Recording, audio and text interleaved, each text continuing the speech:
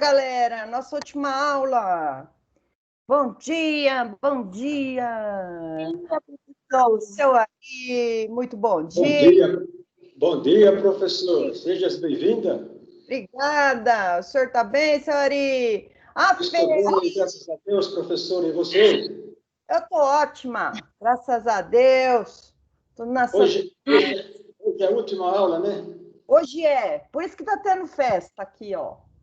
Isso. No próximo ano, se Deus quiser, estamos presentes, estamos juntos. Com fé em Deus. Eu faço questão, faço questão. Obrigada, viu, Sari? Hoje. Obrigado mesmo. Abraços. Abraço! Vamos, gente, então, nesse comecinho da aula, fixar alguns pontos da prova? Vamos lá. Olha, Fê, ainda não coloquei lá, não arrumei lá o AVA. Vou arrumar hoje, porque daí eu já arremato com a última aula. Tá aqui, Tá bom. essa pendência aqui, viu? Tá aqui. Eu ainda não arrumei, porque eu falei, deixa eu colocar a última aula e eu já deixo tudo certinho para vocês. Galera, o que eu vou pedir na prova de vocês, né? Vamos lá. A gente falou nesse semestre, nós falamos de ação penal, falamos de jurisdição e competência e provas, né? Hoje nós vamos falar um pouquinho sobre as questões e processos incidentes. Lembra que eu passei por cima dessa matéria? Porque é uma matéria conceitual, a gente vai ficar vendo o código, né, e tal. E as provas já é um pouco mais prático, né? Então, o que eu fiz? Eu passei por cima. Agora, como nós temos essa aula hoje, eu vou voltar e vou terminar a matéria, que é a seção 3.3, dos conceitos, né, de questões e processos incidentes. Então, gente, anotem aí que na prova vai aparecer para vocês ação penal, um pouquinho de jurisdição e competência, provas e sobre a aulinha de hoje, questões incidentes. A prova vai estar super simples, gente, mais fácil que empurrar bêbado de ladeira, tá? Eu sou uma pessoa bem coerente, eu prometo para vocês que eu não coloco nada que eu não tenha falado.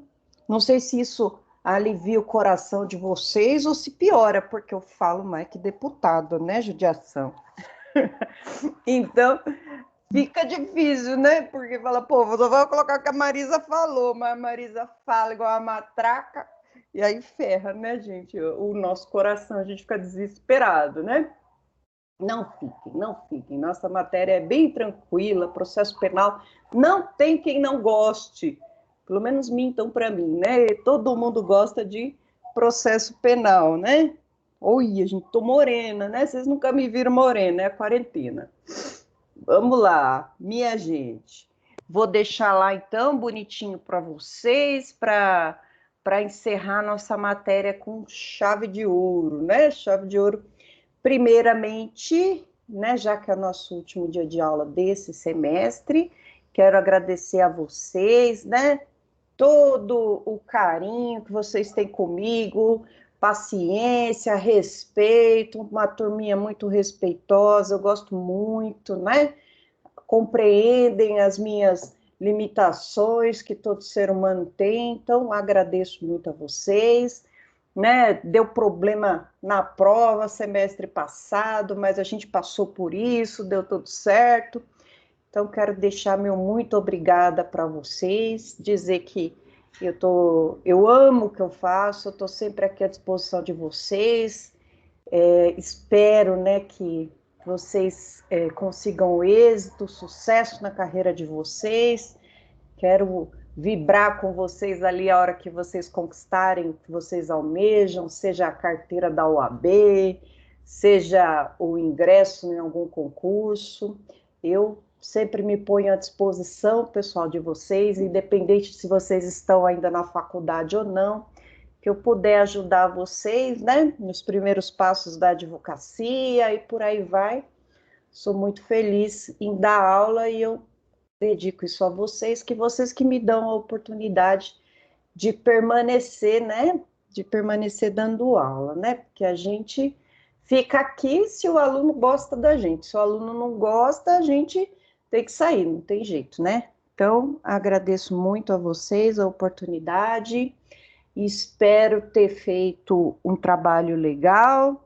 Se eu não fiz, né? Se tem algum ponto a melhorar, todo ser humano tem, né? Que vocês me digam, né? A professora gostaria que fosse assim, assim, assim. Isso é muito bom, né? Porque a gente vai melhorando cada vez mais, né? Para trazer um trabalho para vocês excelente, né? A excelência é um hábito, né? E aí a gente vai melhorando cada vez mais. Muito obrigada, então, pelo semestre maravilhoso que nós passamos, mesmo longe, né?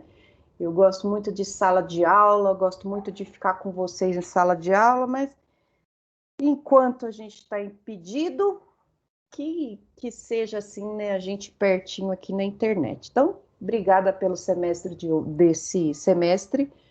Espero estar com vocês no próximo semestre, até o fim. Vamos lá, vamos junto, vamos vencer essa etapa aqui da nossa vida. Muito obrigada, tá? Vou começar a nossa aula. Obrigada, professora, obrigada. Eu agradeço muito também. Obrigada, Da Fê. senhora presente, muito feliz em ter te conhecido mesmo virtualmente, mas Ah, é verdade, a gente não se conhece ainda, né? passa uma energia muito positiva, né? Acordar e poder ver a sua aula. Eu fico muito feliz, muito agradecida mesmo. Quero que a senhora até manda um abraço para minha mãe, que ela está ouvindo a senhora. Qual o nome da mãe? Isabel Silva Rocha. Ô, dona Isabel, a senhora tem uma filha muito linda, muito querida, viu? Parabéns para a senhora aí. Um beijão para a senhora. Tadinha, pôr a mãe para assistir a nossa aula. Grande beijo para a senhora. Parabéns pela filhota, viu, dona Isabel? E aí, vamos lá, essa menina aí, daqui a pouco tá aí atuando na área do direito, com fé em Deus, aí na carreira que ela escolher, né? Porque querer é poder, né? Empenho, dedicação ela tem. Então, eu te espero aqui, né? Já já a gente se conhece pessoalmente, né? Na aula, o tratativo é diferente. Eu jogo giz em vocês, se vocês estiverem conversando, dormindo, né? A gente faz um monte de piadinha que não pode fazer aqui na internet, que fica gravado, né? Mas já já, Fernanda, fé em Deus, semestre que vem a gente vai estar junto. Essa vacina vai chegar daqui a pouco e a gente vai estar todos juntos aí. Obrigada, viu? Muito obrigada, gente. Obrigada. Beijo. Vou então compartilhar a telinha aqui com vocês. Cadê? Eu fiz um resuminho, mas, gente, como eu já disse para vocês, essa aula é bem conceitual, né? Então, eu vou precisar que vocês peguem uns palitinhos de dente para colocar aqui no olho, para não dormir, né? Porque é aula conceitual. Então, o que significa isso? A gente vai ter que se apoiar na lei, né? No código. Por quê? O que está escrito no código geralmente é o que está aqui. São as questões e processos incidentes. A Pro vai aumentar o zoom aqui, né? Para eu não ficar com a testa colada na câmera, né? Assustar vocês aí à noite não consegue dormir. Esses dias eu vi uma aula minha que eu estava quase encostando a testa na câmera para poder enxergar. Olha só, né? Ficar velha, ficar assim, né? Infelizmente, estou ficando uma velha, porque eu não enxergo mais nada, né? Olha lá, no óculos ainda todo cheio de protetor solar. Calma aí, jovens. Vamos começar. Oi, a situação? Vamos começar então nossa aulinha maravilhosa de processo penal. Vamos lá. Ah, galera, outra coisa. Semana passada eu não dei aula para vocês, né? Vocês viram? Eu estava no tribunal do júri com o professor Francisco. Gente do céu. Quem quiser fazer. E outra, né? Primeiro, alguns de vocês aí me chamaram no Zap, me intimaram, né? Ei, professor, por que não avisou? A gente ia aí assistir e tal, todo mundo queria assistir o Tribunal do Júri. Mas devido à pandemia, galera, o acesso é restrito, né? Mas eu prometo para vocês que assim que melhorar e eu for fazer um Tribunal do Júri, eu chamo todo mundo para participar, todo mundo para assistir. A nossa fala lá no Tribunal do Júri é muito legal, muito legal. Eu gosto muito de participar de Tribunal do Júri, é uma experiência incrível, é muito cansativo. Imaginem só vocês uma audiência que dura pelo menos umas 10 horas, né? Começa, nem fiz as contas, estou chutando 10 horas, mas 9 da manhã a gente tem que estar lá, para o almoço, e aí volta, né, uma horinha de almoço, e vai até Deus sabe quando. Pode ser que um júri demore 2, 3 dias, né? Volta para casa no outro dia de manhã. Os coitados dos jurados ficam incomunicáveis, eles não podem sair do fórum. A gente pode, mas eles não. Esse júri que nós fizemos na quinta passada durou, acho que foi até umas 6 e pouco da tarde. 6 e pouco da tarde que durou. Os únicos que assistiram foram os policiais, né? Que eram, por coincidência, eram alunos nossos também, já formados. Foi muito gostoso participar. E eu prometo que nos próximos, se tiver, claro, né? Se tiver possibilidade de vocês assistirem, convido vocês para participarem, tá? É legal, é bastante interessante, né? Vamos lá. Questões e processos incidentes. Essa matéria aqui, pessoal, é uma matéria que vai tratar de algumas questões, né, que não tem a ver, em regra, com o mérito da causa, são questões que ficam flutuando em volta da causa. Então, imaginem só, né, um processo aqui e algumas questões flutuando em volta. E essas questões que flutuam em volta, elas podem atrapalhar o andamento do processo, ou elas vão assegurar que esse processo continue. Então, essas questões eu vou explicar para vocês, e aí eu preciso que vocês leiam os artigos que eu for mencionar aqui para vocês, tá? Vou fazer as diferenciações, tudo que está aqui eu recortei e colei da apostila de vocês. Começa na página... começa na página 123. Tá lá na apostila de vocês, a parte que eu pulei, né? E agora eu tô voltando.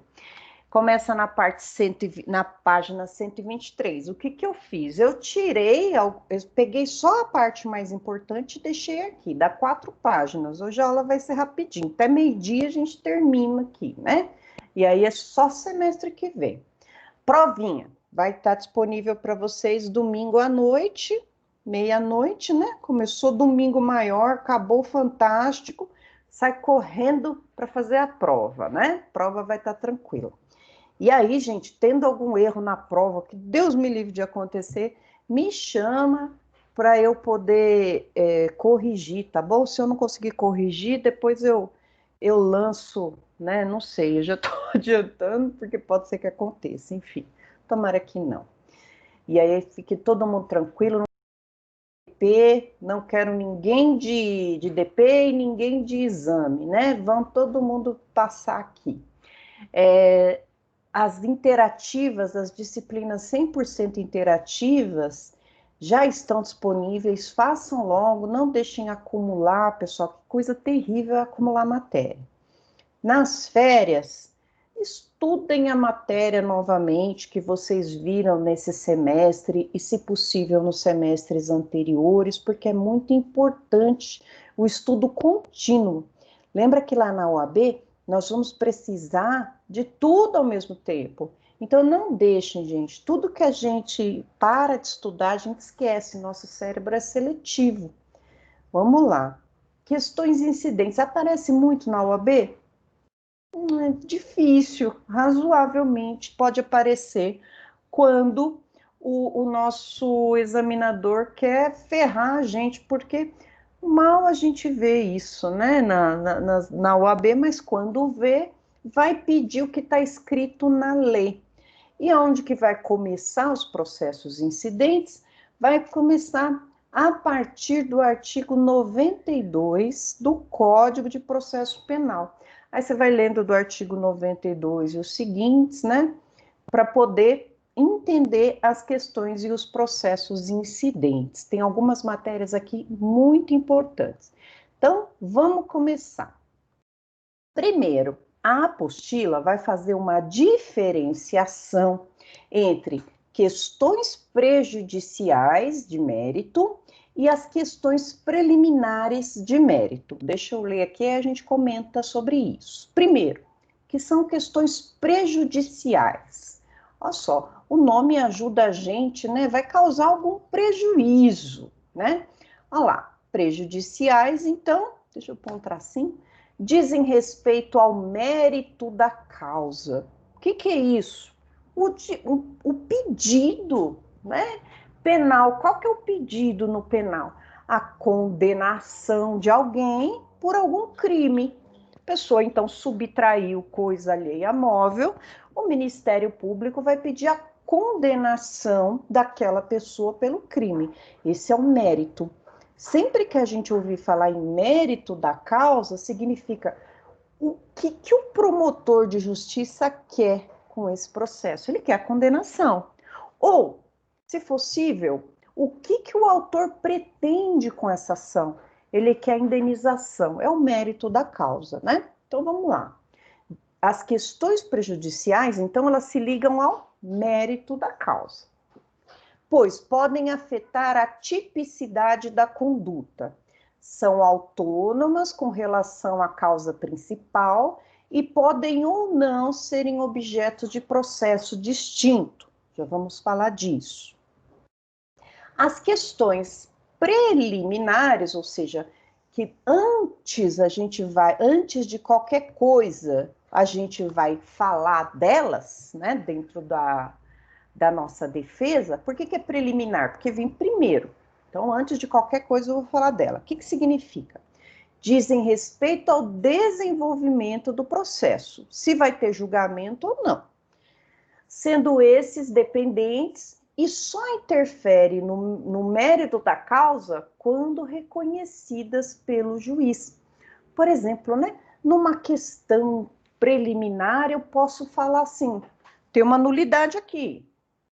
Eu pedi para ouvir determinada testemunha e o juiz não ouviu.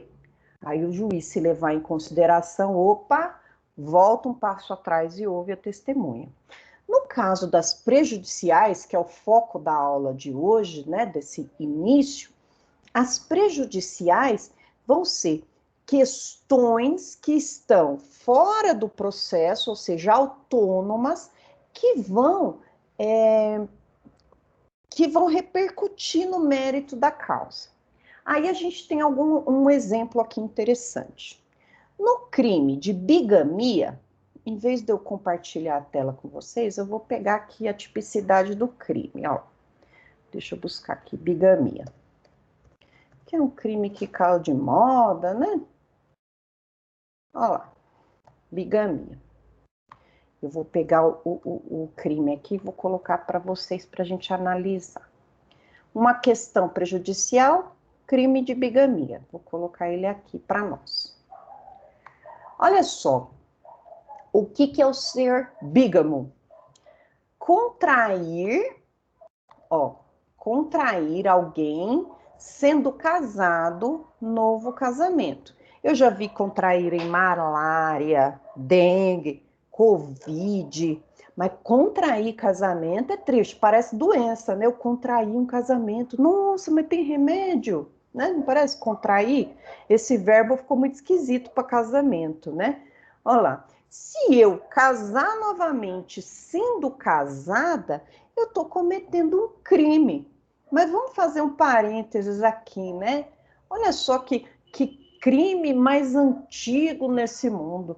Agora já temos decisões de tribunais que estão aceitando, né, a união paralela né? Vocês viram essa semana, né, que o tribunal começou a aceitar e dar efeitos para a união paralela. Poxa, totalmente o contrário do que pregava antigamente. Antigamente pregava que a pessoa só podia ter um relacionamento, né? Agora estão até levando em consideração. Enfim, são as mudanças sociais. Mas no crime de bigamia, o que parece é que eles querem resguardar, na verdade, o registro público. Eu só posso ter um casamento, tá lá no meu registro de casamento, né? Apenas um, não posso ter outro. E se eu tiver um casamento sendo casada, eu vou ter uma pena de reclusão de 2 a 6 anos. Olha, bastante, hein? Bastante. Olha só, maravilha. Então, o que seria nesse caso aqui um processo prejudicial, uma questão prejudicial no crime de bigamia, né?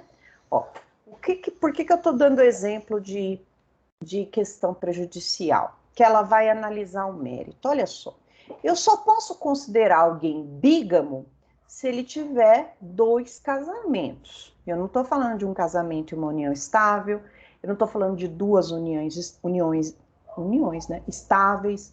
Eu estou falando de 2 casamentos. A pessoa teve a pachorra de, sendo casada, ir no cartório novamente casar. Para existir, então, eu preciso de 2 casamentos. Qual que é a questão prejudicial? Vamos supor que, sendo casado, mas eu vou tirar esse sendo casado como? Eu pedi lá na vara civil a anulação desse casamento. Eu vou pedir a anulação desse casamento. Ah, professora, mas as causas... Isso daí é lá no direito civil, quais são as causas de anulação do casamento. Aqui no processo penal, para a gente verificar uma questão prejudicial, a gente precisa verificar, ó, tem um processo autônomo, ou seja, separado, discutindo a anulação. Essa aqui vai ser uma questão de defesa do réu. Ele vai falar, opa, bígamo não, meu primeiro casamento vai ser anulado. Eu tenho os requisitos para anulação do casamento, então eu não estou casando novamente, o primeiro casamento é inválido. Vejam só, se acontecer que saia a sentença da anulação do casamento, acabou a tipicidade do artigo. Por quê? Ele tem que ser casado, ele não é casado, então ele cometeu crime? Não cometeu crime. Essa aqui seria uma questão prejudicial. Saiu a anulação? Não tem o crime. Acho que ficou simples, né? Prejudicial, por quê? Vai acabar com a tipicidade. Olha lá. Então, questão prejudicial diz respeito ao mérito da causa. Posso condenar por bígamo? Não, porque o casamento foi anulado. Então, não tem 2 casamentos, só tem um, que é o segundo. Pois podem afetar a tipicidade. Vamos relembrar o que é tipicidade? Tem que estar escrito no código por fato ser típico. Princípio da legalidade. Não há crime sem lei anterior que o defina, não apenas sem prévia combinação legal. Se não está escrito na lei que o define, não tem crime. Ó, então vai afetar a tipicidade porque vai tirar esse sendo casado. Então não vai responder por nada, né? São autônomas com relação e podem ou não ser objeto de processo distinto. Esse é objeto do mesmo processo. Então, essa aqui é uma questão prejudicial. Vamos adiante aqui para ver as características dessa questão prejudicial. Anterioridade lógica. Peguei na apostila, tá? Uma característica, anterioridade lógica. A questão prejudicada depende da questão prejudicial que é anterior. Qual que é a questão prejudicada? O novo casamento. Questão anterior, a anulação. Ou também tem um outro exemplo interessante de questão prejudicial. Vamos pensar que o pai está sendo processado por abandono material. O que é isso? Você largar seu filho à própria sorte. Quando eu entro com uma ação, por exemplo, de alimentos, eu já enfio uma questão de abandono material ali para dar um apavoro no pai, né? Já peço para que seja emitido ofício para o Ministério Público para que processe por abandono material. Deixa eu pegar aqui a tipificação do abandono material para ficar mais claro. Abandono material. Já que é para causar, a gente causa, né? A gente causa. Outro tipo de questão prejudicial aqui para ficar claro, né? Ó. Deixa eu salvar. Ó, o abandono material. Deixar sem justa causa, ou seja, não tem um motivo para isso, de prover a subsistência do cônjuge, quando o cônjuge for dependente, né? Ou do filho menor de 18 anos ou inapto para o trabalho. Ou de ascendente inválido ou maior de 60 anos, não lhes proporcionando os recursos necessários ou faltando ao pagamento da pensão alimentícia judicialmente acordada. Que delícia! Fixada ou majorada. Deixar sem justa causa de socorrer descendente ou ascendente gravemente enfermo. Vocês sabiam que existia esse crime? Pena, detenção de 1 a 4 anos. E é um crime, pessoal, de médio potencial ofensivo, hein? E multa de 1 a 10 vezes o salário mínimo vigente no país. Nas mesmas penas incorrem quem? Sendo solvente, ou seja, tendo dinheiro, frustra ou ilide de qualquer modo, inclusive por abandono injustificado de emprego ou função, o pagamento de pensão alimentícia judicialmente acordada, fixada ou majorada. O cabra pede demissão ou faz aquele acordo para ficar sem registro para não descontar em folha. Crime de abandono material. Então, para poder, quando eu entro com ação de alimentos, eu já enfio um abandono material ali, pedindo para o Ministério Público investigar e processar pelo crime. O pai vê aquilo, dá aquele desespero, fala, é agora. É agora que eu vou ser preso. Aí o acordo sai mais fácil, né? Obviamente, né? Façam isso nas ações de alimentos de vocês, né?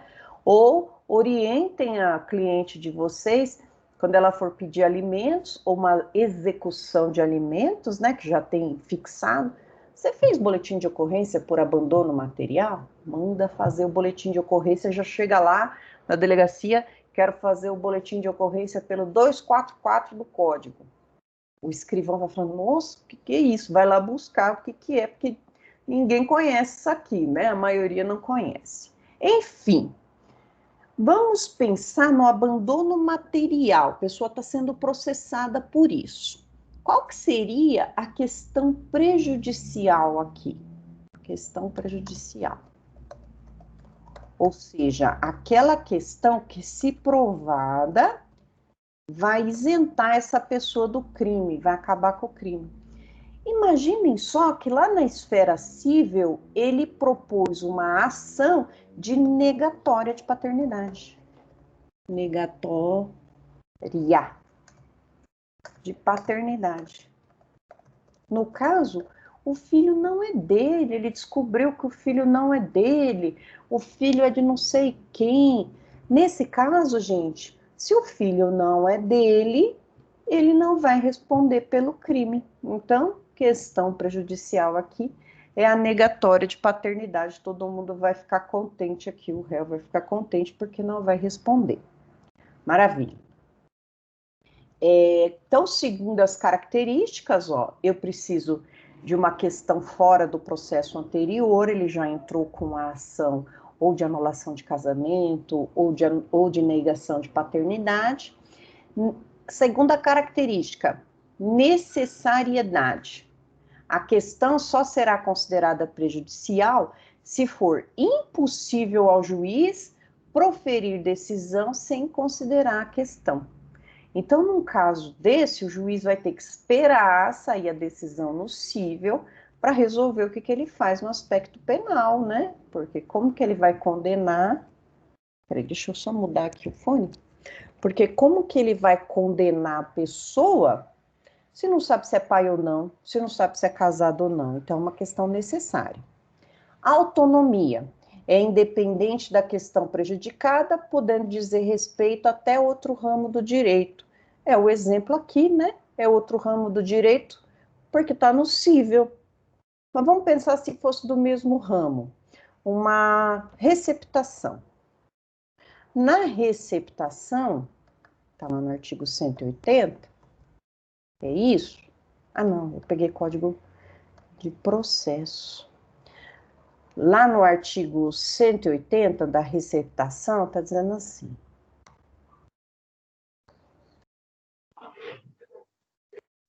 Pode perguntar. Alguém abriu o microfone? Quer perguntar? Fica à vontade. Deixa eu ir mais para baixo um pouquinho. Receptação aqui. Quem que é o receptador? Aquele que adquire, recebe, transporta, conduz ou oculta em proveito próprio ou alheio, coisa que sabe, ou deveria saber, porque tem o culposo, né? Ser produto de crime. Imagina uma causa prejudicial que é do mesmo ramo, é penal e penal, né? Provar no outro que a pessoa não furtou, que foi vendido para ela, né? Que não furtou. O que, por exemplo, pode aparecer aqui, né? Eu lembro de um caso que aconteceu o seguinte: a pessoa, né? Que ela fez? A pessoa, ela comprou um carro, parcelou. E esse carro ainda estava no nome da pessoa que vendeu. Sabe aqueles contratos de financiamento?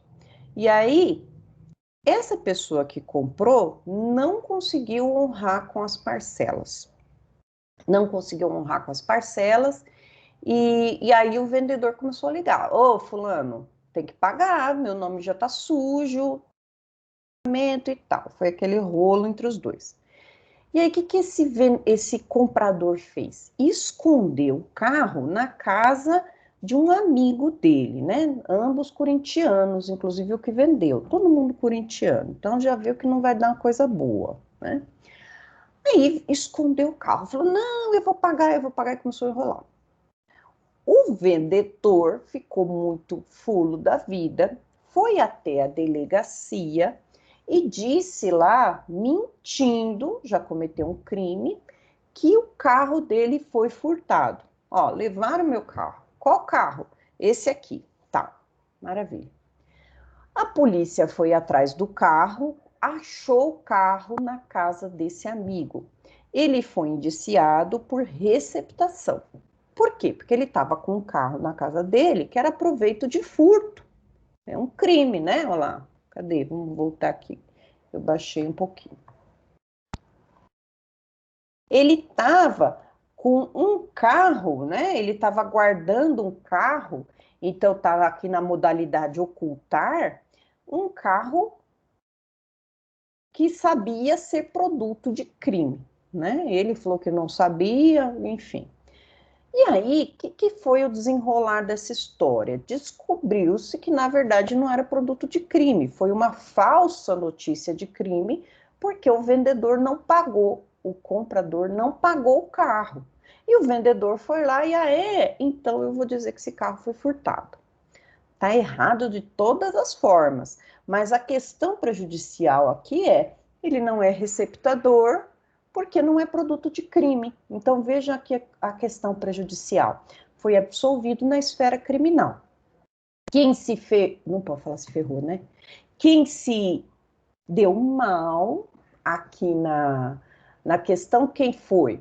O vendedor que deu falsa notícia de crime. E por quê?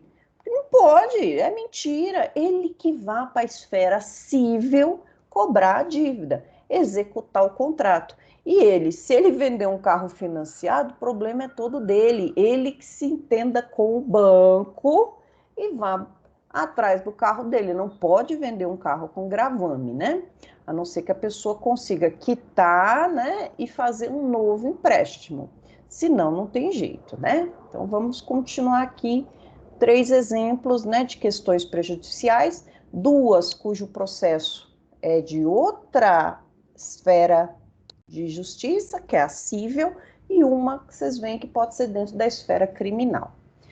Classificação ainda das questões prejudiciais, elas vão se classificar segundo 3 aspectos: segundo o grau de influência, segundo a natureza, segundo a obrigatoriedade. O que é isso? Segundo o grau de influência, quando interfere inteiramente na própria tipicidade. Ou seja, essa questão prejudicial é uma prova tão boa que acaba com o crime. Por exemplo, aqui eu coloquei a anulação do casamento. Anulou um casamento, não tem 2 casamentos, então não existe bigamia. Depois, parcial, quando diz respeito apenas à existência de circunstâncias que agregam ao tipo penal básico como majorantes e qualificadoras. Então, aqui, essa questão prejudicial é uma questão parcial. Por quê? Ela não vai dizer respeito ao mérito do crime, mas ela vai dizer respeito a coisas que agregam ao tipo do crime. Primeiro, o que são majorantes de pena? Majorantes de pena, pessoal, elas estão espalhadas pelo Código Penal e elas aumentam a pena de qualquer maneira. Então, vamos pensar aqui. No caso de você matar o próprio pai ou a própria mãe, né? Mandar um beijo para Richthofen, matou o próprio pai e a própria mãe, eu vou ter uma causa eu vou ter uma causa agravante de pena. Mas e se descobrir num processo fora que ela, na verdade, não é filha deles, né? Não é filha deles. Ela matou, mas ela não é filha. Então, nesse caso, cai a agravante de filha, né? Ou qualificadora. O que é qualificadora, pessoal? Olha só a diferença entre um e outro. Enquanto a majorante aumenta a pena de 1/6, 1/3, ela vai aumentar aquela pena lá, que pode ser na segunda fase ou na terceira fase da dosimetria. A qualificadora muda a pena completamente. Isso é um crime qualificado. Aqui, vamos pensar no seguinte exemplo de qualificadora. Eu tenho um homicídio simples. O que é homicídio simples? É aquele que não é qualificado. Ficou difícil? Por exclusão, se eu não tiver nenhuma qualificadora, ele vai ser simples. O que são qualificadoras? Elas estão ali no artigo 121. Você matou por motivo... Nosso cliente, né? Não nosso. Matou por motivo fútil, emprego de tortura, explosivo, motivo de condições do sexo feminino, enfim. Se acontecer alguma das circunstâncias ali dos parágrafos que dizem que qualifica o crime, esse crime vai ser a pena de 12 a 30 anos, porque incorreu em algum daqueles motivos para praticar o crime. Se não tiver nenhum dos motivos, né, por exclusão ele é simples. O que é o homicídio simples? É o homicídio sem qualificadora. E a pena vai ser de 6 a 20 anos. Então, veja a diferença do tipo simples e qualificado. A pena muda completamente. Eu não vou colocar 1%. A pena simplesmente muda. De 6 a 20 no homicídio simples, para 12 a 30 no homicídio qualificado. Então, se houver uma questão fora do processo que vai alterar ou a majorante ou a qualificadora, eu vou dizer que é uma influência parcial. A pessoa vai ser condenada, mas de forma mais atenuada. Então, essa é a diferença aqui. Depois, isso aqui é classificação doutrinária. Segundo a natureza dessa questão prejudicial, ela pode ser de natureza penal e de natureza extrapenal. Ou seja, está dentro do direito penal ou está fora, né? Essa de natureza penal nós vamos chamar de prejudicial homogênea, comum ou não devolutiva. Olha os nomes que ela pode aparecer nas provas de vocês, né? Quando essa questão prejudicial, ela é penal, homogênea, comum ou não devolutiva? Quando pertencer ao mesmo ramo do direito que a questão prejudicada. Exemplo da receptação, né? Ou seja, quando também é pertinente ao direito penal, estou lendo a apostila, são chamadas de não devolutivas porque não remete a um juízo diferente, fica aqui no mesmo juízo. São julgadas pelo próprio juiz criminal durante a sentença. Exemplo, receptação, se teve procedência criminosa ou não. Vamos lembrar do carro lá que o rapaz não pagou, o vendedor processou lá, falou que foi furtado. Isso acontece, viu, gente? Isso acontece.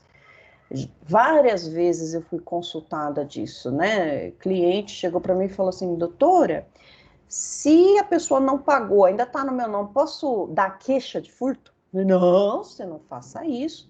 Isso é falsa comunicação de crime, né? Você precisa cobrar na esfera civil.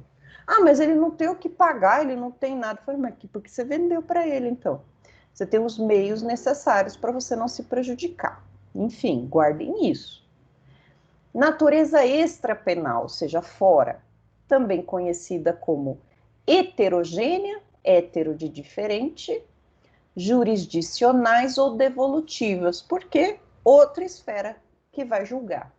Quando pertencente a diferente ramo do direito, por exemplo, tributário, civil, administrativo. Exemplo aqui, né, de civil que eu dei 2, a bigamia e o filho, né?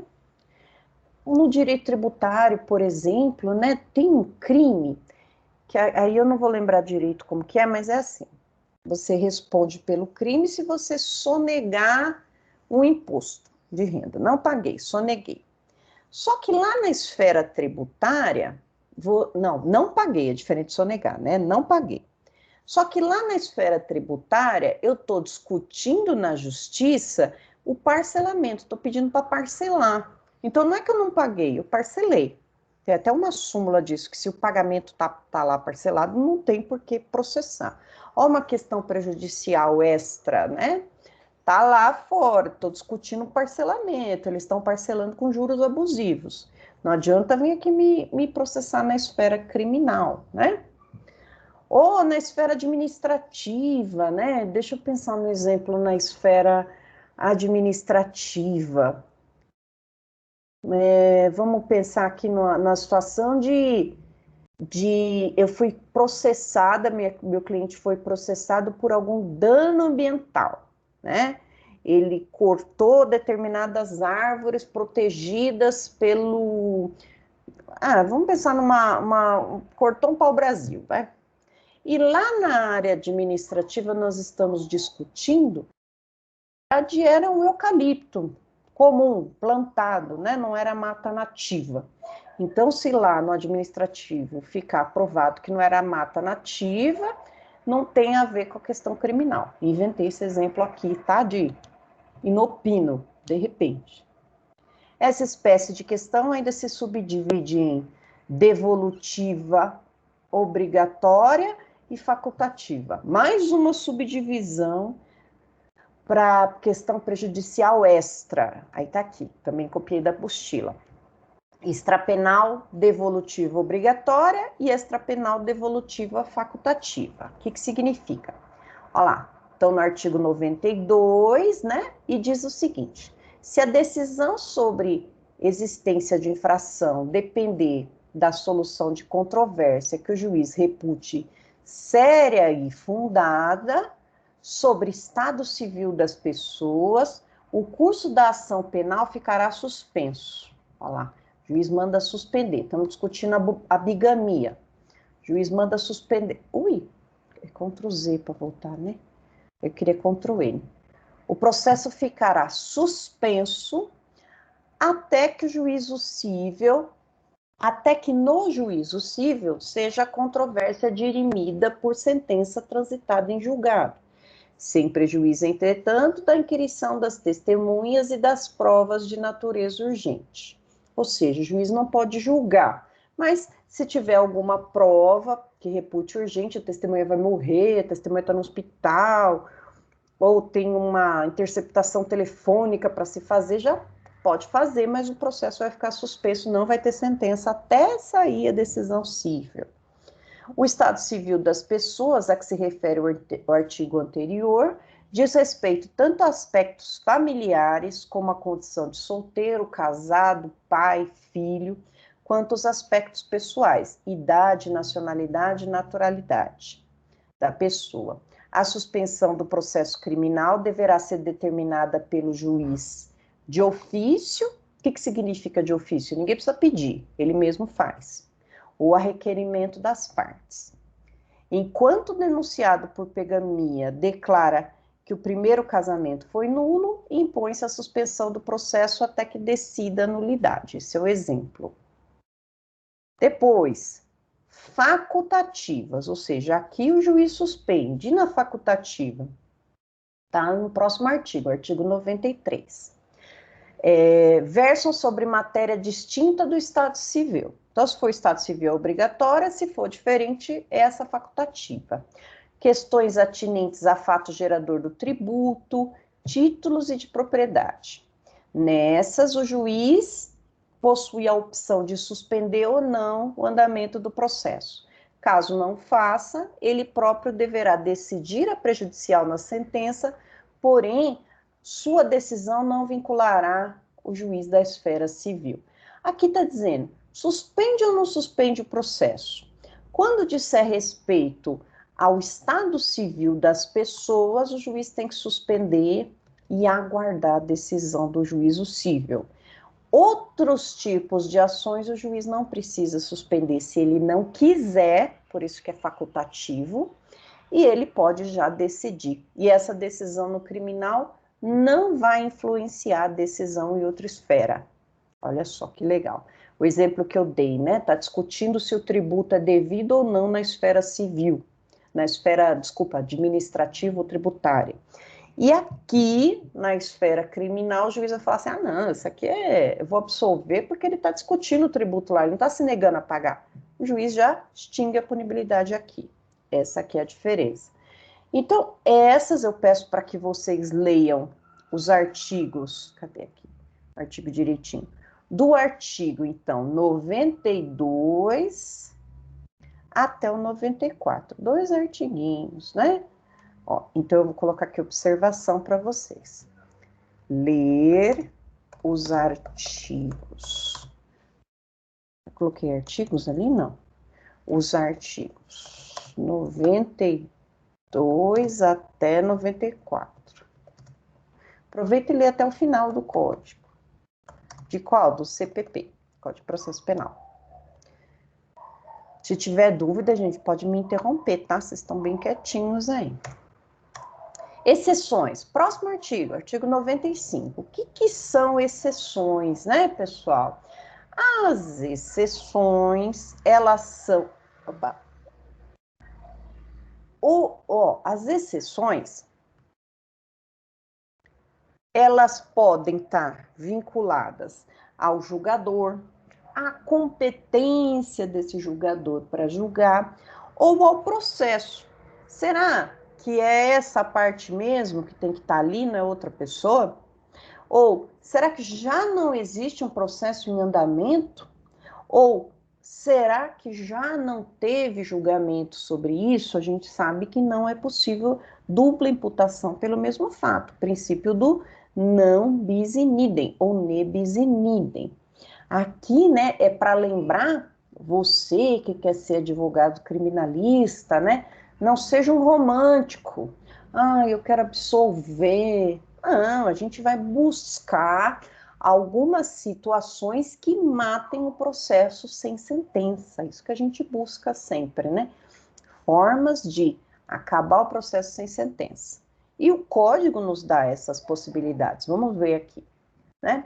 Regra geral, quando alguma exceção é levantada, né, alguma forma de defesa, né, alguma exceção é levantada, ela não suspende o andamento do processo e é feito em autos apartados. O processo continua e é criado um apenso com a exceção. Então, vocês vão ler a partir do artigo 95 essas exceções. Eu não vou ficar lendo aqui, não. Primeiro, exceção de suspeição.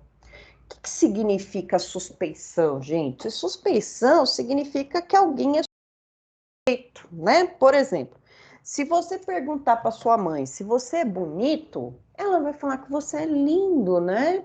Eu, por exemplo, pergunto para minha mãe: você é mãe, eu sou bonita. Nossa, a Gisele Bündchen fica no chinelo, né? Por quê? Porque minha mãe é suspeita para falar de mim, né? Geralmente, eu, né, Marisa, eu sou a cara do meu pai, né? Foi essa pessoa que ela escolheu para ter o filho, né? Ela vai falar que eu sou linda, nossa, né? Para eu não questionar a escolha dela, né? Então, nossa, linda, tal. Ela é suspeita, ela vai falar a verdade para mim? Não, né?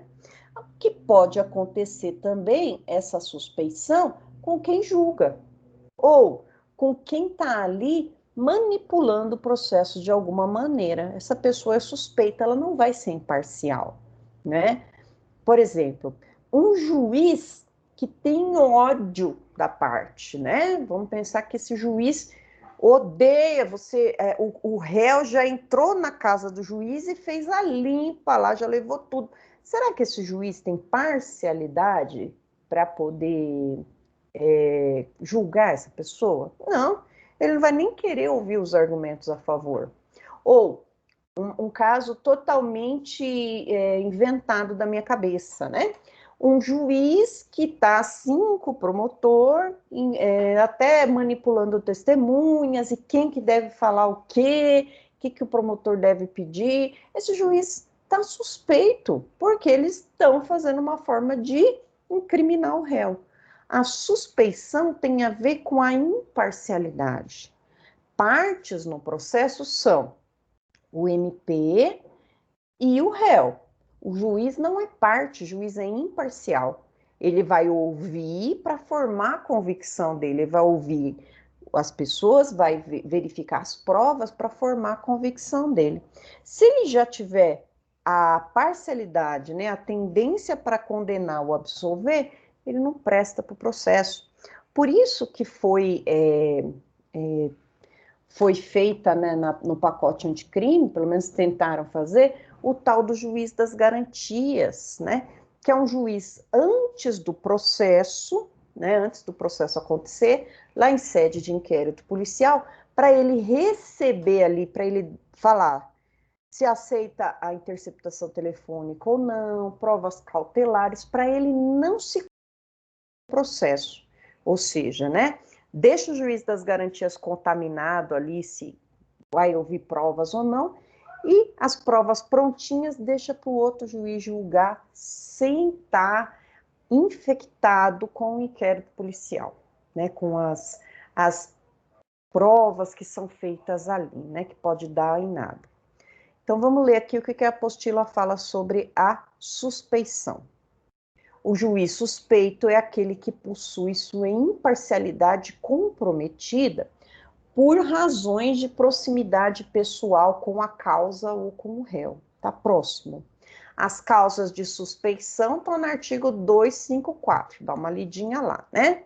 Estende-se aos, não é só o juiz, então estende-se aos peritos, intérpretes, todo mundo que trabalha na justiça, casos em que o juiz decidirá de plano, sem recurso à vista da matéria alegada e prova imediata, conforme o artigo 115.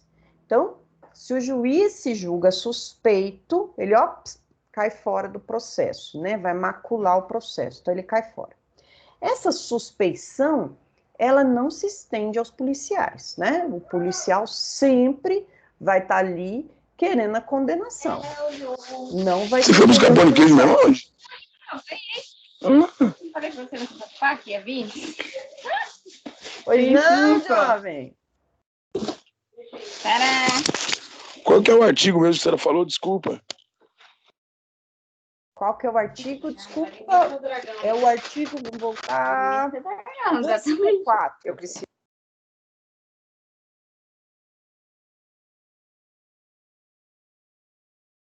Artigo 254. Voltando. E a incompetência, exceção de incompetência? Nós estudamos nas aulas passadas quem que é o juiz competente.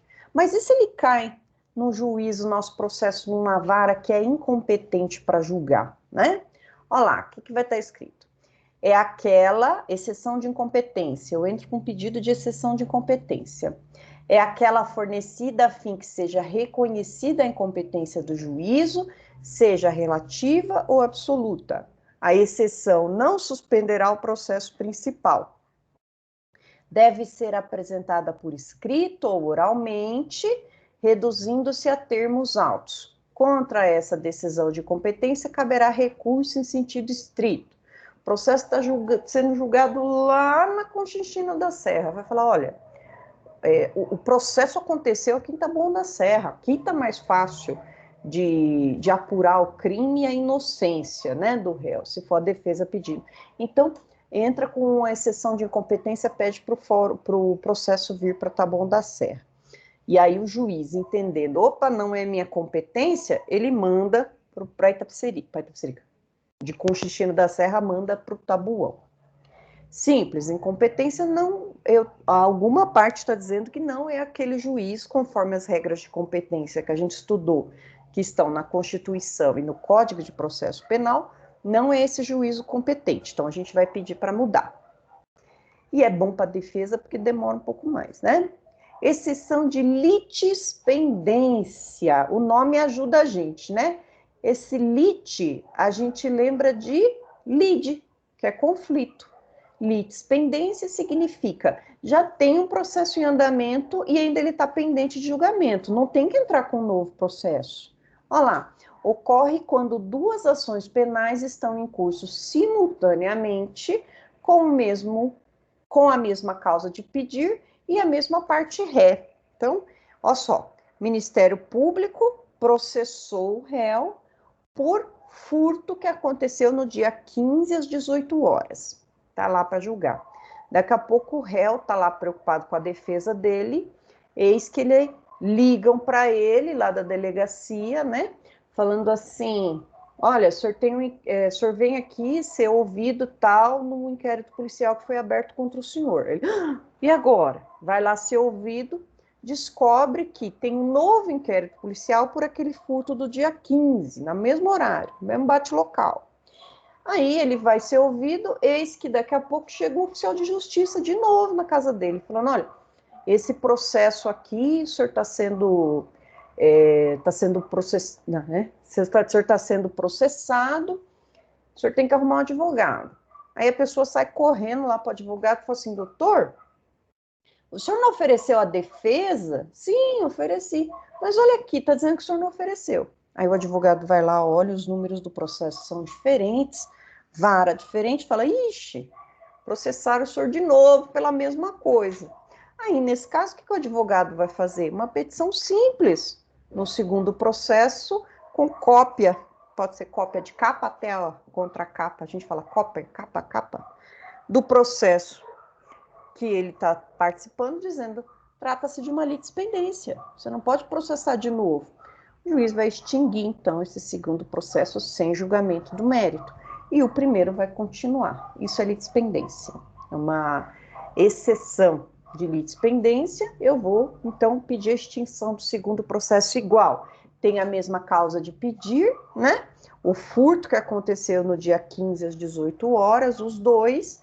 Então, é só um que tem que tramitar, o outro tem que ser extinto. Exceção de coisa julgada. Praticamente a mesma coisa. Enquanto no primeiro que a gente viu, o processo estava em trâmite, nesse segundo o processo já acabou, já teve condenação pelo que ele fez no dia 15 às 18 horas. Então, por segurança jurídica, essa pessoa não pode ser processada novamente, né? Aí o que a gente faz? Outro pedido lá para o juiz, outro pedido para o juiz, para que determine a extinção desse processo. Ele já teve a condenação, já operou-se a coisa julgada, então extingue. Nossa, professora, mas isso pode acontecer? Pode, né? Tanto é que o código, ele está aqui dizendo para a gente o que vai acontecer. Olha lá, coisa julgada, exceção de coisa julgada. Coisa julgada é o atributo da sentença irrecorrível pelo esgotamento dos recursos e dos prazos processuais. Aqui só está explicando o que é coisa julgada. Mas na prática, pessoal, significa o seguinte: a pessoa já foi condenada, já pode até ter cumprido pena, e aí se confundem lá e denunciam a pessoa novamente. É só fazer uma petição simples, alegando a coisa julgada, ou a litispendência, se o processo estiver pendente. Então, tranquilo aqui. Vamos ver o que eu coloquei aqui depois. Falamos, então... Vamos descer aqui um pouquinho, o que está falando? Incompatibilidade e impedimento, lá do juiz.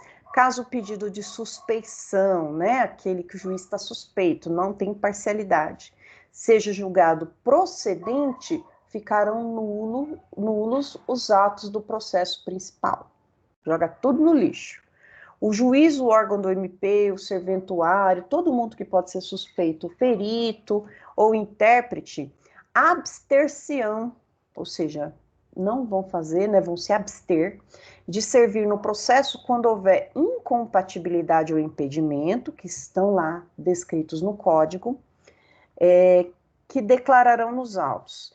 Se não se der abstenção, poderá ser arguído pelas partes, seguindo-se o processo estabelecido para exceção de suspeição. Está lá no 112. As incompatibilidades compreenderão todas as demais situações que podem interferir na do julgador. É o que ocorre, por exemplo, com as razões de foro íntimo, não previstas na lei, mas suficientes para afetar a imparcialidade do julgador. Razões de foro íntimo, né, significa o juiz não precisa declarar o porquê que ele não vai julgar, mas ele declara que ele é impedido, né, que ele é incompatível com esse julgamento por razões de foro íntimo, ele não quer trabalhar. Vamos pensar que seja uma situação em que esteja julgando ali uma pessoa que ele conhece e que ele não é amiga íntima, não é inimigo, mas ele sabe que ele vai arrastar sardinha ali. E se descobrirem isso no decorrer do processo, porque as coisas podem vir à tona, né? Vai ter problema para o juiz, porque é ruim para o juiz receber uma exceção de incompetência, uma exceção de suspeição. Quem julga é o tribunal. Aí o tribunal vai olhar e vai falar, pô, quer dizer então que você é suspeito, você não se declarou suspeito? Então, se o juiz se declarar suspeito por motivo de foro íntimo, acabou. Ele geralmente vai fazer isso para não chegar no tribunal. Então, ele já pede para se afastar do processo. Isso pode acontecer, e acontece muito. E no foro íntimo, o detalhe é que ele não precisa declarar o porquê. O juiz não precisa, ou juíza, né? Ah, eu não vou julgar porque ela é minha amante. Não precisa. Não vou julgar porque ele é meu amante. Não precisa. Então, falou foro íntimo, razão ali, que está dentro do coração dele, ele não precisa divulgar. Mas atrapalha a imparcialidade dele. Então, os impedimentos estão lá no artigo 252, que é para ler. Vamos ler. Conflito de jurisdição, né? O que é isso? Primeiro, né? Não existe conflito de jurisdição. Nosso legislador, né? Nosso legislador não sabe nem o que ele está falando, poxa vida. Jurisdição é uma só. O que existe é conflito de competência. Competência, que é a divisão administrativa. Lembra que a gente estudou na parte de jurisdição e competência, que jurisdição significa dizer o direito. Quem diz o direito? O judiciário. Então, o judiciário é um só. O poder judiciário é um só. E ele é dividido em competências. Nós temos as justiças especializadas e as justiças comuns especializadas. Justiça militar, eleitoral, justiça do trabalho. E as justiças comuns, federal e a estadual, comum federal, comum estadual. Então, o conflito vai estar nessa divisão de competências e não na jurisdição. Como que eu vou ter conflito se é uma só? Não tem, né? Apesar que a gente é um só e tem vários conflitos internos, mas vamos pensar que aqui é o poder. O poder judiciário não entra em conflito porque ele é um só. O que entra em conflito é a divisão de competências, né? Aí a própria apostila fala, né? Quando o código utiliza o conflito de jurisdição, o que realmente ele quer dizer é conflito de competência, uma vez que todo juiz exerce jurisdição, que é uma só, é una.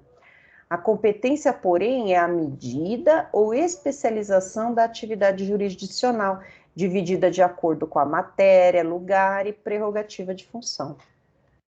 Quando dois juízes se veem competentes para julgar determinado crime, ocorre o conflito positivo. Olha só, conflito positivo significa os dois se declaram competentes para julgar. Isso aqui é raro. O que mais acontece é o conflito negativo, quando os dois falam que não são competentes. Aí vamos ter que subir de instância para que a instância superior diga quem que é o competente. O conflito, então, será negativo quando dois órgãos jurisdicionais negam a competência. Não é comigo, manda para o outro. Não é comigo, fica empurra, empurra. O que é mais comum na prática. Também há conflito quando surge controvérsia sobre unidade do juízo, junção ou separação dos processos em decorrência da conexão ou continência. Vamos unir os processos para julgar num lugar só, né? Por exemplo, um processo criminal, posso unir com um processo trabalhista? Não, não pode. Justiça do Trabalho não julga processos criminais. Mas e se ele insistir? Aí eu tenho um conflito de competência, eu tenho que arrancar da mão do juiz esse processo, já que na Justiça do Trabalho não julga crime. Então, olha o conflito de competência aqui. Quem que pode suscitar? Quem que pode fazer a petição e falar, ô juiz, esse processo não é seu, você não vai julgar. Ok, a legitimidade para suscitar é da parte interessada. O Ministério Público, que opera perante qualquer dos juízes e qualquer do juiz. Então, quem que pode dizer, esse processo não é ele que julga? O MP, o réu ou o próprio juiz, mandando esse processo. Opa, isso aqui não é meu, manda embora. Se tiver briga com quem recebe o processo, ou os dois estão mandando embora, né? Ou, se tiver briga entre os juízes, né? Eu estou mandando para o juiz criminal, eu não julgo crime. Tudo bem, não vai ter conflito de competência. Só vai ter conflito quando os dois se julgam competentes para julgar ou quando os dois se julgam incompetentes. Aí tem que ter alguém acima, né, hierarquicamente, para decidir. Então, o conflito deve ser citado perante o tribunal, né? Quem dos dois vai julgar? É o tribunal que vai decidir, né? Sempre de forma escrita, com exposição dos motivos. Então, o tribunal que vai decidir. Fica com o juiz tal, fica com o outro juiz e por quê? Aí, a apostila vai trazer, né? Mas qual tribunal? Como que eu sei? A regra é simples, pessoal. Sempre o tribunal que estiver acima, que é hierarquicamente superior, né? Já que um não manda no outro aqui embaixo, né? Se os dois se julgam competentes ou os dois se julgam incompetentes, como que resolve? Quem está acima vai resolver. Olha lá. Por exemplo, quando é o STF que vai suscitar, que vai dizer quem que vai julgar? É competente para julgar o conflito existente entre o STJ e os demais tribunais, entre os tribunais superiores e entre qualquer outro tribunal, conforme o artigo 102, eu acho que aqui é inciso 2º, hein? Deixa eu confirmar na Constituição, gente. É mais fácil eu estar errada, porque eu não sei de cor, mas eu acho que aqui é inciso 2º, a linha O. Eu acho que o artigo 1º não tem inciso 102. Só um segundinho para olhar. Inciso 1, a linha O. JKLMNO. Conflito de competência entre o STF e o STJ, entre qualquer tribunal. Eu que errei, desculpa. Então, é o 1 mesmo, tá? Eu que me enganei, achei que fosse o 2º. E quando é o STJ que vai solucionar o problema? O STJ soluciona quando, né? Quando julgar o conflito entre qualquer tribunal. Ou seja, né? O STJ está acima dos tribunais. Quando tiver conflito entre os tribunais e o STJ, vamos acima, que é o STF. Quando tiver conflito entre os tribunais, vai ser o STJ. Só que o STF não pode estar no meio, achando que é dele. Se o STF achar que é dele, né? Acima do STF, quem está? Deus só, né? Ou qualquer entidade que vocês acreditem soberana, ou ninguém, se for ateu. Pronto. Tribunal Regional Federal, ele vai ser competente para julgar conflitos de tribunais federais da mesma região. E o TJ, entre juízes de primeiro grau vinculado. Então, se tiver conflito de competência entre qualquer juiz do Estado de São Paulo, é o Tribunal de Justiça que vai julgar. Juiz de Tapecerica com juiz de Taboão, o TJ, o Tribunal de Justiça. Simples, então veja quem está em cima, como que é a escala hierárquica, né? Eu tenho Justiça Estadual, os juízes, acima eu tenho o Tribunal de Justiça, acima do Tribunal de Justiça eu tenho como é o nome daquilo? STJ, STF. O STF está acima, o STJ está aqui. Competências diferentes. Depois, nós vamos ter aqui alguns tipos de ações, né, que vão servir ao processo também que está ali, que está acabando a matéria. Primeiro, a gente vai falar um pouquinho de restituição de coisas apreendidas. Isso aparece muito, né? Por exemplo, foi pego a pessoa, né, com um celular ou uma moto. O dono dessa moto quer a moto de volta. Será que pode ser entregue assim? Toma a moto, né? O artigo vai estar escrito lá entre o artigo 118 e 124. E aí está escrito na apostila aqui. É frequente que durante o inquérito policial e no processo penal, todos os itens de relevância para a investigação permaneçam apreendidos, para a perícia, né, para ter prova. O que inclui instrumentos e proveitos do crime.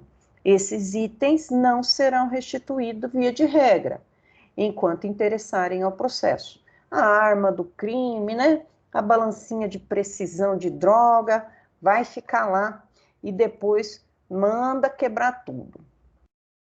Quando não houver dúvida quanto ao direito do reclamante, levou minha moto, achei minha moto.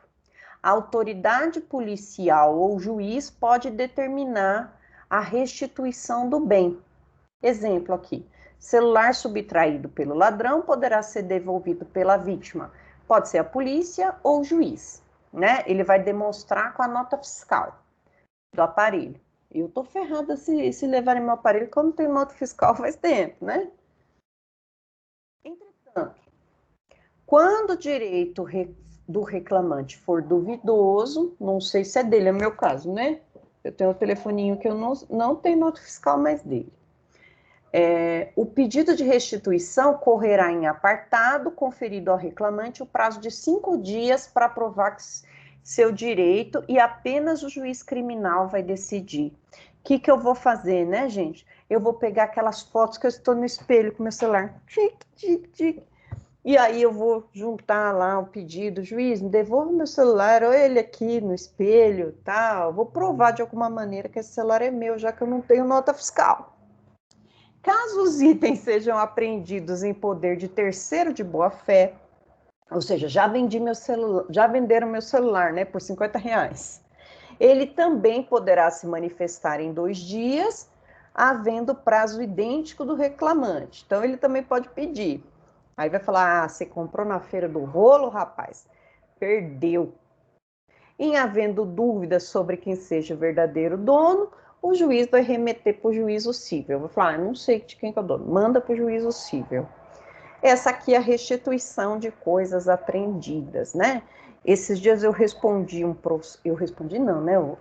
uma intimação de um processo que veio para eu falar sobre uma coisa apreendida, só que não colocaram na publicação no Diário Oficial o que era a coisa, né? Falei, que raiva, eu vou ter que ir lá no cartório ver. Foi antes da pandemia. Aí fui lá, o que era? Era um machado. O homem estava cortando árvore legalmente, e aí disse, se eu não falar sobre o machado do homem, ele ia incinerar um machado. Mas eu fiquei com tanta raiva que era um machado, falei, por que não manda queimar essa porcaria, né? Tentei achar o rapaz do processo, não achei. Eu falei, quer saber? Manda queimar o machado. Queimaram o machado do homem, né? Se o homem estiver me assistindo aqui, ele vai ficar puto comigo. Mas foi. Medidas assecuratórias. Olha lá, o que é isso? Última matéria da apostila. São providências tomadas, assecuratória significa para segurança. Mas do quê, né? Segurança do quê? São providências tomadas no processo criminal, para quê? Para garantir a futura indenização ou reparação à vítima, o pagamento das despesas processuais ou das penas pecuniárias. Ao obtenha lucro, pecuniárias, né? Caso obtenha lucro. Ao Estado, não, eu que estou lendo errado. Ao Estado ou mesmo para evitar que o acusado tenha lucro. Então, essas medidas assecuratórias, galera, nada mais são do que, vamos garantir a indenização, vamos garantir que os bens desse mala sejam apreendidos. Para quê? Para pagar a indenização, para pagar as custas do processo. E eu tenho três tipos de medida securatória: sequestro, arresto e hipoteca legal. Sequestro, está no 125 até 133 que vocês têm que ler. Retenção, sequestro significa eu vou reter bens móveis ou imóveis do réu ou do investigado quando adquiridos em proveito da ação penal, para que deles não se desfaça. Ele vai lá, manda tudo embora. Então, seguro ali. Os objetos visam garantir a indenização da vítima ou até mesmo impedir o lucro da atividade criminosa. A decretação do sequestro dependerá de indícios veementemente da prova ilícita dos bens. Sequestro, por exemplo, no Abadia, né? Quem se lembra do Abadia, aquele traficante milionário, né? Que tinha uma casa lá na Praia dos Ingleses, se eu não me engano, lá em Florianópolis, chique, né? Fizeram um leilão enorme das coisas dele, né? Teve gente que comprou cueca dele e tal. Esse leilão lá, né? Foram bens previamente sequestrados, ou seja, deixa eu pegar aqui, tirar todos os bens desse homem para ele não se desfazer desses bens. Sequestro. Arresto. Colocou antes aqui. Tem um incidente de falsidade que está abaixo aqui. Deixa eu separar que não tem nada a ver com incidente de falsidade. Hipoteca legal, o que é isso? Trata-se da medida cautelar que recai sobre bens imóveis de origem lícita que visam assegurar a indenização do ofendido. Se esse criminoso ele tinha algum bem imóvel registrado bonitinho no nome dele, não estava no nome de laranja, né? O juiz criminal pode mandar fazer um gravame de hipoteca, tá lá, né? Pensa no registro de imóveis, tá lá o nome, a casa, o apartamento no nome dessa pessoa, e aí tá escrito lá, hipotecado para a justiça criminal. Então não pode vender esse bem ali, porque esse bem já vai estar reservado para pagar a indenização das vítimas. Pensar no caso de homicídio, e a pessoa tinha bens imóveis, a família da vítima pede a hipoteca legal, pode pedir a hipoteca legal, para que esse bem seja reservado ao pagamento de indenização, né, que vai ser discutida no processo civil. Arresto é a medida que visa tornar indisponíveis bens de origem lícita para garantir a futura indenização. Então, qual que é a diferença entre os três? Quando for, né, de origem ilícita, ou seja, aqueles bens são produtos do crime, né? Eu tenho um iate, eu não, né? A pessoa tem um iate proveniente da venda de drogas. Eu vou falar de sequestro, né? Vamos lembrar? Sequestro é crime, produto de crime é sequestro. Eu consigo decorar assim. Hipoteca legal e arresto é para bens de origem lícita.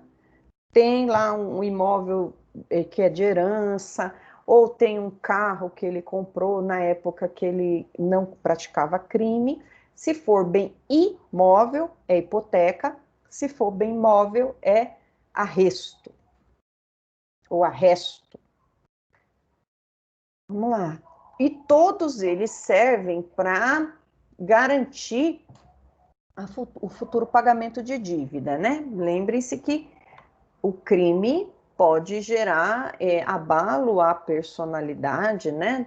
A personalidade da pessoa, uma indenização de reparação de danos físicos, morais, restituição do que foi levado. É que a gente não vê muito na prática, porque a grande clientela, né, até pouco tempo atrás do direito penal, eram pessoas muito pobres. Mas agora que a gente está vendo um monte de figurão indo preso, vamos ver que vai ter essas ações cautelares aí. Vamos falar um pouco de incidente de falsidade. O que é isso, né? Incidente de falsidade, pessoal, ó, ele é voltado à constatação da autenticidade de um documento inserido num processo criminal principal sobre o que há controvérsias. Deixa eu ler direito. É incidente voltado à constatação da autenticidade de um documento inserido nos autos do processo criminal principal, sobre o qual há controvérsia, mesmo aqueles produzidos eletronicamente, conforme a Lei 11.419 de 2006. Todas as partes que atuam no feito são competentes para requerer a instauração, podendo até mesmo ser iniciada de ofício pelo juiz. Reconhecida a falsidade perante o procedimento do 145, o documento deverá ser desentranhado dos autos e enviado ao Ministério Público para as providências cabíveis. Contra a decisão final, cabe recurso em sentido estrito. Algum documento colocado ali que seja falso, né, o documento colocado no processo que seja falso, a gente pede um incidente de falsidade. Aí vai passar por uma perícia e se constatar que é falso, manda tirar do processo e ainda essa pessoa vai responder criminalmente por isso. Esse é um incidente de falsidade. Por fim, gente, o incidente de insanidade mental. Volta e meia a gente se depara, né, com processos em que a gente lida com dependentes químicos, né, a droga é uma grande, né, precursora de crimes, né, porque a droga causa dependência, né, droga, e a pessoa, ela, para poder sanar o vício, ela sai vendendo tudo que ela tem dos pais, daqui a pouco começa na rua, roubar, furtar, para cometer o crime, né? E a gente sabe que, por exemplo, a droga, ela pode causar um dano irreversível na pessoa. E aí ela perde a sanidade mental. Lá no artigo, acho que é 26 do Código Penal, não do CPP, do Código Penal, vai falar sobre os inimputáveis. E quem são os inimputáveis para o direito, né? Os menores de 18 anos e alguém por enfermidade, essa enfermidade psíquica, ele não era no tempo do crime, ele não sabia como proceder, ele não tinha consciência do que ele fazia. Ou se ele tinha consciência, ele não conseguia fazer de forma diferente. Para provar isso, para provar que essa pessoa, quando cometeu o crime, ele tinha algum problema mental que o impedia de entender o caráter ilícito do fato ou de se determinar de acordo com esse entendimento, para provar isso, a gente abre o incidente de insanidade mental, para que seja provado que aquela pessoa ali é inimputável. Olha lá, e como que funciona isso? Vamos lembrar lá do caso famoso do Adélio Bispo, né? Que deu uma facada no bucho do então presidente, do então candidato a presidente, né? Olha lá, incidente de insanidade. Instaurado para apurar se a pessoa é inimputável ou semi-imputável. Totalmente maluco ou mais ou menos doido, né? Quando houver dúvida sobre a integridade mental do acusado, o procedimento pode ser instaurado por quem? Pode pedir pelo Ministério Público, o defensor, quem cuida dele, que é o curador, ascendente, descendente, irmão, cônjuge, vai pedir a instauração desse incidente. A autoridade policial também pode querer. Instaurado o procedimento, haverá suspensão do processo, mas não da prescrição. Então, vai passar ele por perícia, suspende a prescrição do processo. As partes são intimadas para oferecer o requisito e o réu vai ser submetido ao exame médico legal, né? O médico vai dar uma nota de 100 para ele para ver se ele rasga. Mentira. Vai passar pelos procedimentos lá, que eu não sou médica, muito menos psiquiatra, mas vai verificar se essa pessoa é ou não semi-imputável, é ou não tem problema mental. Caso os peritos concluam, né, que o acusado era, ao tempo da conduta, incapaz de compreender o caráter ilícito do fato, o processo prosseguirá na presença de um curador para possível aplicação da pena de medida de segurança. Aqui, vamos lembrar um pouco lá do direito penal, né? No direito penal, vai estar isso daqui, vou colocar ver, artigo 26 do Código Penal.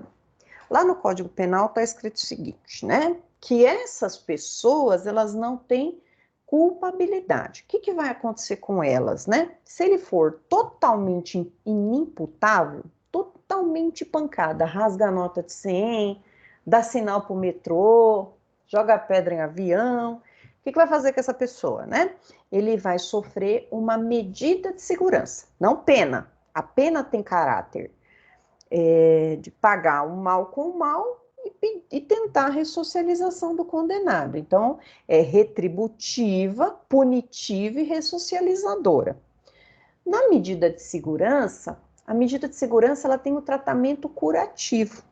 Então, essa pessoa que sofre medida de segurança, ela vai ter tratamento ambulatorial ou internação. Vai depender, né?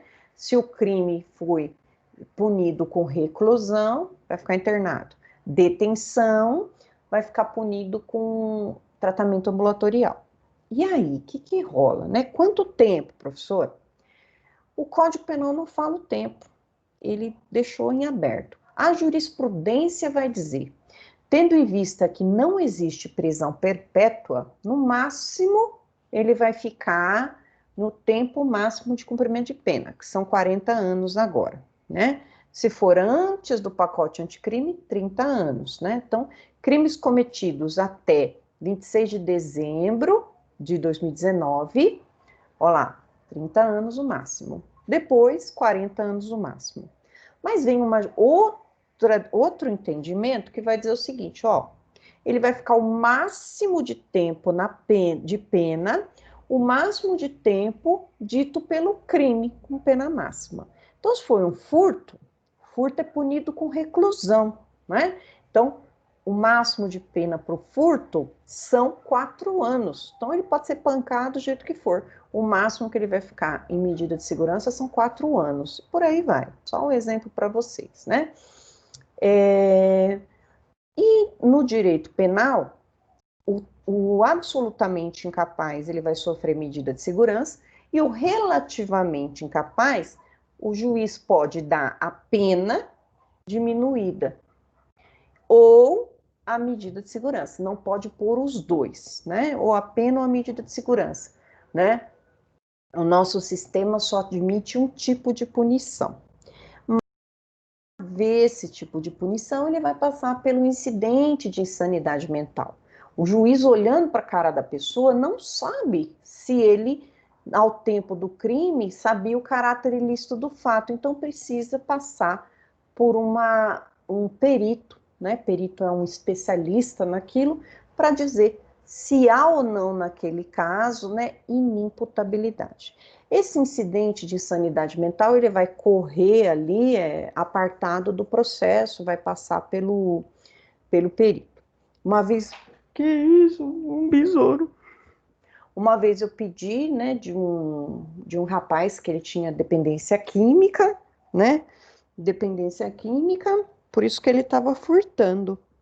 E aí passou pela perícia e ficou demonstrado que ele fazia isso porque ele não tinha como controlar o vício dele, e ele já estava internado numa clínica de recuperação e continuou.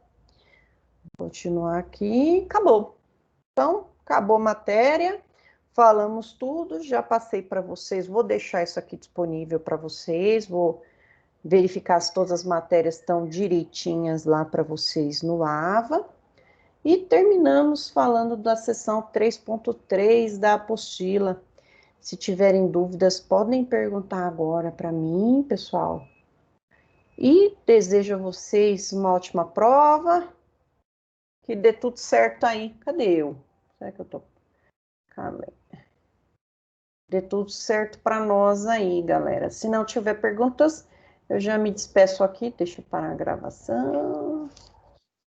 Deixa eu fechar aqui. Pois não, doutor Célio? Tá bom? Muito obrigado. Obrigado, meu bem. Desculpa atrapalhar a sua aula aí.